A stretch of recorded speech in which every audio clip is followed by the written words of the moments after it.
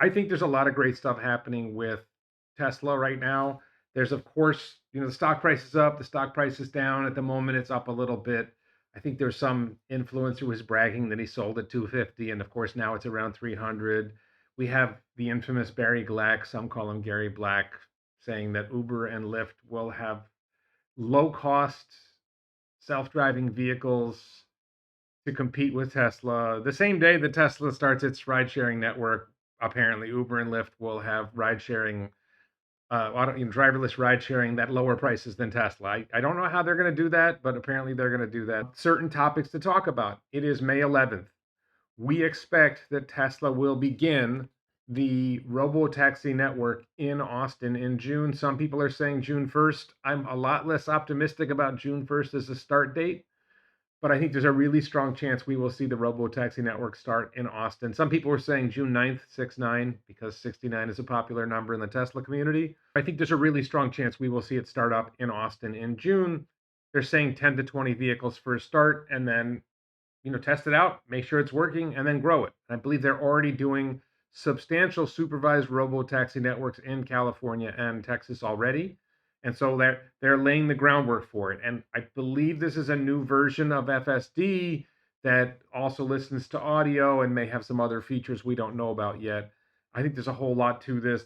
I believe we're going to have ride sharing in the Tesla app built in, and this is all working its way down the road. So this is, to my mind, this is the biggest thing happening in the Tesla world, because once you have a robotaxi network operating and you're able to demonstrate that it works, and then you just do the math and you say, okay, they don't have to pay a driver. EVs are cheaper to operate than gas cars.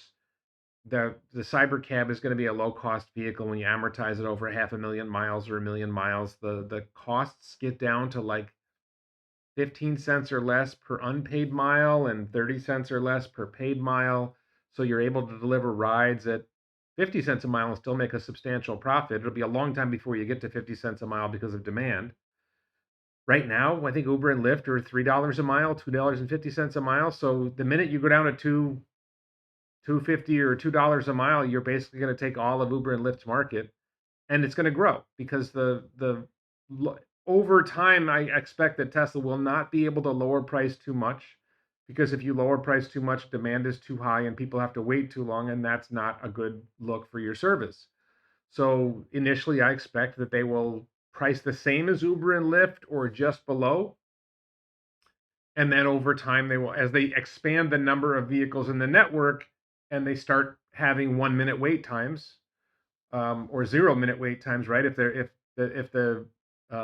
have so many robo taxis on the road that people aren't waiting very long, you probably want to get to somewhere around a 5 minute wait time on average, or 3 to 5 minute wait time on average. So once you're doing better than that, then you add more vehicles. And as you add more vehicles, now you may need to bring the price down a little bit.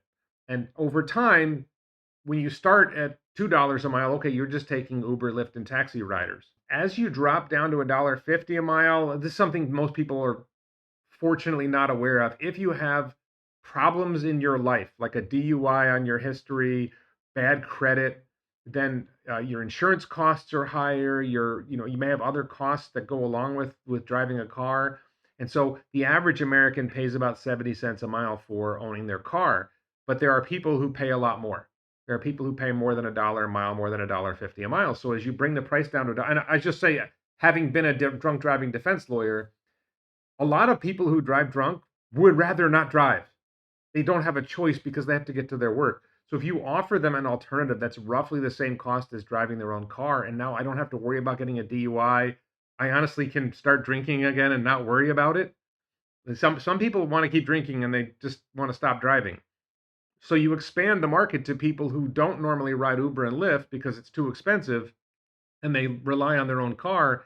And now all of a sudden, people who own their own cars start saying, I'm not going to bother owning a car anymore. I'm just going to take Robotaxi and live the Robotaxi life. And then as the price drops down to $1 a mile, you grab more of those people. And as the price falls to 70 cents a mile, now, potentially half the market in America and some European countries, some other wealthy countries, you start to see like really, really large increases in the size of the market. Once the Robotaxi network starts operating in June, you start to do the math. as it expands and you go to 100 vehicles and you go to 1,000 vehicles and you go to 2 cities and you go to 3 cities, and I don't expect the market to figure it out in June, but by the end of the year, if we're in 2 or 3 cities, and you've got a few thousand vehicles and you start doing the math, and maybe Tesla reports in the October Q3 earnings call, maybe we see some other information along the way and people start getting wind of, wait a minute, this really is going to cost less and they really are going to be able to bring prices down and this is going to become huge.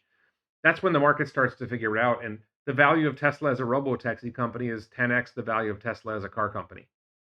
And then that's not even getting into Optimus, which comes later. That's the number one thing. We're on FSD version 13 on the AI4 cars.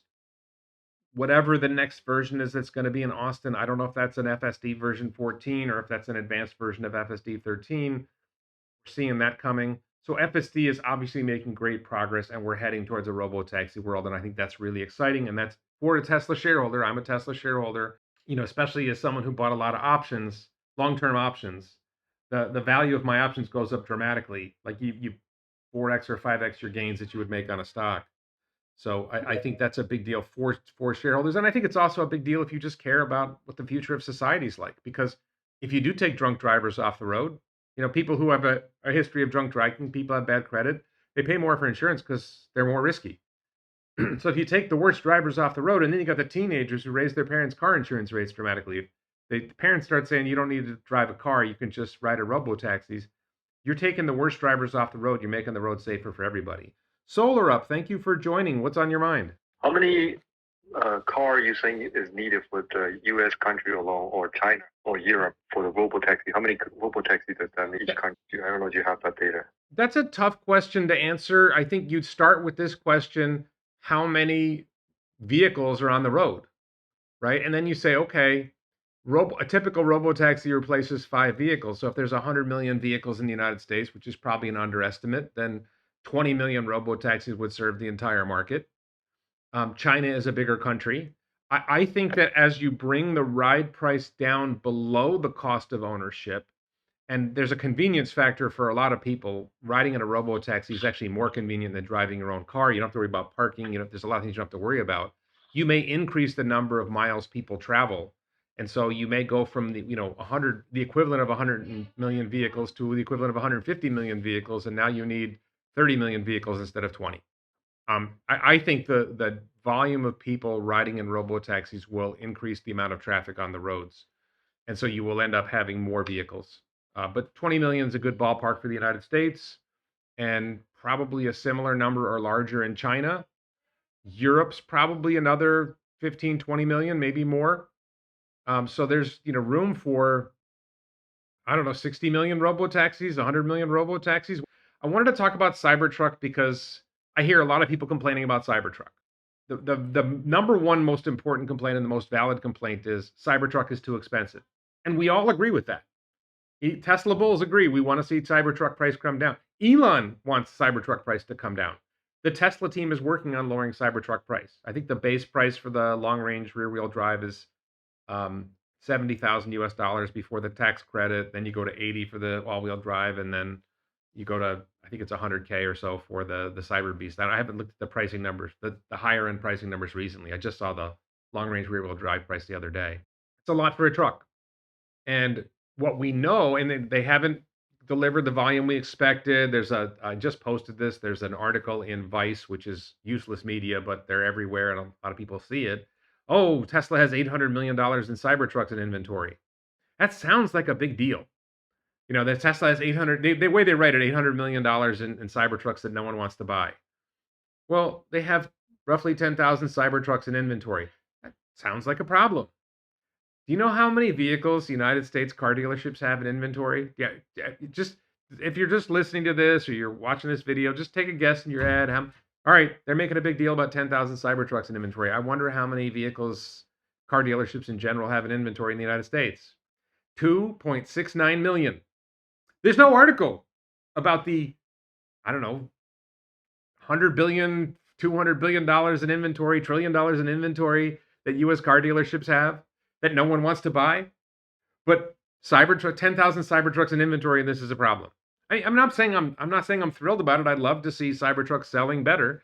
The answer to Cybertruck selling better is getting the price down. The answer to getting the price down is something we know that they're working on, which is producing a new version of the 4680 cell, which is a lower cost per kilowatt hour than any other cell available in America. Producing a new version of Cybertruck that takes advantage of the new cell. They mentioned that. Ramping production of the new cell and ramping production of the new truck. And if you do all of that, so you've lowered the cost of the pack, it's a 123 kilowatt hour pack, let's say. So if you lower the cost of the pack by $5,000, and then you figured out some other things about how to manufacture the vehicle with a new battery, and you're able to lower the cost by another $5,000 or even $4,000, you're probably able to lower the price of the truck to $60,000. And at $60,000, the long range rear wheel Cybertruck probably sells a lot more volume than at $70,000. It's just the nature of the way the car market works. You want affordability. Elon is always saying the focus is affordability. Now, so I think that's a big deal. And the long range rear wheel drive Cybertruck is rated for 350 miles of range. Then I see all these people saying, "Oh, Cybertruck doesn't have enough range. People want to have more range." Model Y is the best selling car in the world until, like, I don't know, a few weeks ago, the longest range Cybertruck was 327 miles, and it's the best selling car in the world. So if the best selling car in the world sells with 327 miles of range or less, because a lot of them are selling for less than 300 miles of range in, let's say, China, and standard range in the United States, well then, why wouldn't Cybertruck sell with more range than Model Y? Price, we can all agree price is a big issue. If you can bring the price of Cybertruck down, that sells more. But giving Cybertruck 450 miles of range and making it a $100,000 truck, like the Chevy Silverado, somebody posted, "Oh, my Chevy Silverado EV doesn't have these range issues." Yeah, it's a $100,000 truck that weighs 9,000 pounds and costs Chevy like $300,000 to make before they sell it to you for $100,000. That's not a great business model. Tesla's business model is let's make the truck for less than we sell it for. It's a crazy it's a crazy idea. Rivian doesn't do it. Lucid Motors doesn't do it. Anybody who makes EVs almost anywhere in the world except maybe BYD, they don't follow this model of selling the cars for more than you cost you to build them. I know this is crazy thinking, but that's the way Tesla works, and it's doing pretty well. So the focus there is getting the cost of Cybertruck down. Now they stopped doing the range. They canceled the range extender. And why they cancel the range extender? I mean, it's obvious to anyone who's paying attention. It was like $16,000. We don't know the numbers, but I would guess that just a small enough number of people ordered the range extender that it didn't make sense for Tesla to commit the engineering resources to satisfy a few hundred people. Like, I honestly don't know if it's more than a few hundred people that ordered range extenders. They cut into there's all kinds of reasons not to get the range extender. I'm not saying, and I've never said that Cybertruck is the key to Tesla's future success. At best, we were hoping for Cybertruck to sell 250,000 units a year, maybe 500,000. Maybe if they were able to get the price point a lot lower, they'd start competing with Ford F-150 on volumes. But it's not a global car because most of the world, even like I'm in Thailand. Thailand pickup trucks are very popular, but they're Ford Ranger sized. They don't sell Ford F-150s here in Thailand. I don't think they sell them in Australia either. Um, so the market for F-150 size pickups is small. The market for high-priced pickups is small. I think you can buy a pickup here in Thailand new, like a Ford Ranger, four-door with a 5-foot bed, let's say, for around $25,000. So how's a $60,000 Cybertruck going to compete with that in Thailand? I mean, they'd sell some here, but they wouldn't sell that many. Model Y sells globally. Cybertruck's going to sell only in the United States and Canada, maybe a little bit in Mexico, but the volume is going to be in the United States. Nobody who really understands Tesla was staking the future of the company on Cybertruck being a commercial success. Most of us are excited about FSD. Most of us are excited about Model Y. Most of us are excited about Megapack and Tesla Energy. New affordable models coming. We're excited about that. Semi looks like it's a game changer. I just saw somebody ordered 50 semis, $1 million deposit to order 50 semis. That's really cool. So semi's not, again, I don't think it's the commercial value to Tesla it's not nothing. It's more than Cybertruck probably. It's not that high. But the value in terms of the mission of accelerating the transition to sustainable energy when these semis are going, more than 12 hours a day, putting out a lot of CO2 and other pollutants, and you swap that out for EVs, for electric pickups, you're making a big dent in the environment, which is Tesla's mission. I do think we're going to see an updated version of Cybertruck in the next few months. I think we're going to see a price drop to around 60, close to $60,000, hopefully $60,000. And at that price point, it sells much higher volume, but still nothing compared to Model Y. I just saw the news, speaking about Model Y, that Shanghai ramped to full volume in 6 weeks. You're seeing discounting. You're seeing, lower interest rates. Yeah, well, when you're producing at full volume into a market that's not buying a lot of cars, like I said, there's 2.6 million vehicles on US dealership lots. It's not just Tesla that's fighting to sell cars in a difficult market. Okay, if I think Ford has 113 days of inventory. 113 days. That's like 600,000 vehicles for Ford. And we're talking about 10,000 Cybertrucks. Everyone's having trouble selling cars in a difficult macroeconomic environment.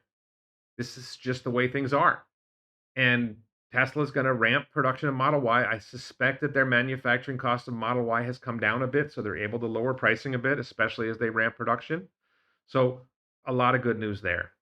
The next thing I wanted to talk about is new models. Tesla has been talking about new, more affordable models. They said Q2, production starts in Q2. We haven't heard anything yet. There was an interview where Lars and Franz were talking to, I think it was Monroe, and I don't think it was Jay Leno. I think it was Monroe. And Lars said the new, more affordable models this summer. And when he said model, did he say models plural or did he say model is? I don't know. But we're going to have some kind of new, more affordable model this summer. Is it going to be by the end of Q2? I'm not that optimistic that we're going to see something by the end of Q2. We've got a month and a half left for that to happen. They haven't announced it. My best guess is a shortened version of Model Y, a shrunken Model Y, and maybe in my dreams, and there's actually rumors of this, an extended Model Y. That and I think this would be a huge hit in China. It'd probably be big in the United States too. Make it about 30 centimeters or 1 foot longer. Put a legit third row in it. That's going to sell like crazy in Asia. Probably sell like crazy in America. And in Asia, you would put, this is weird, people don't know this. In Asia, these luxury SUVs, the second row has like massaging chairs. Front row doesn't bother with massaging chairs because that's the driver you paid to drive you around. He doesn't need a massaging chair. The owner sits in the second row and has a massaging seat. I've been in a couple of these. The Denza D9 and the Xpeng X9 are like that. So, and there's lower cost. The Maxus 7, MG Maxus 7 was more like a Spartan. The seats weren't special, right? That's just the economy car version. But there's a huge demand for that. There's a lot of people who want to be able to take a lot of people around. So a lot of families, even though they don't have a lot of kids, the generations live together. So, and we're doing this in this house. We've got 6 people in this house now. So it'd be nice to be able to put everybody in one car and go. But I have my new Model Y coming less than 2.5 weeks. I don't have that advantage of having 7 passengers. In my dreams, they announced the 7-passenger Model Y and they let me swap out before I buy this car, but I don't think that's going to happen. Yeah, new, more affordable models coming. My prediction is we're going to see a smaller Model Y. Maybe we're going to see a smaller Model 3, and maybe we'll see like a longer Model Y. I think that would grab, and if they really want to deliver 3 million vehicles a year, you need to capture a smaller market, and I want the smaller market and the larger market, right? The Model Y is the perfect vehicle to make a smaller version and a larger version. It's the best-selling car in the world. If you just get a little bit more sales with a smaller version and a little bit more sales with a larger version, why not? Model Y XL and Model Y Mini, I don't know, come up with names for them. The Model Y in America, if you go smaller than that, if you think about the American car market, you think about cars that are smaller than Model 3, let's say. Do any of them sell well? They don't really. So if you went to like a Honda HR-V sized SUV, or a Honda CR-V, Honda they just don't sell in very high volume. I think there's a Subaru that sells like 200,000 units a year in the US. In Thailand, in Asia, the BYD Atto 3 here sells like hotcakes. The BYD Dolphin sells like hotcakes. These are low-priced, small SUV-like vehicles, significantly smaller than Model Y. Just to give you a sense of it, Model Y is about 2,100 liters of cargo space with the seats folded down. Atto 3 is 1,300 liters of cargo space. So Atto 3 is a lot smaller than Model Y. So if you made a Model Y smaller and you got it down from 2,100 liters of cargo space to 1,500 or 1,600 liters of cargo space, still bigger than Atto 3, but significantly smaller than the Model Y, and you're able to bring the price down 20%, like they've talked about, it's still nowhere near as cheap as the Atto 3, which sells for around $23,000 here. The base Atto 3 sells for around $23,000 here. But maybe you're getting the price down close to $30,000. And it's a bigger vehicle, and people prefer Tesla to BYD. Asians prefer Tesla. People don't realize this.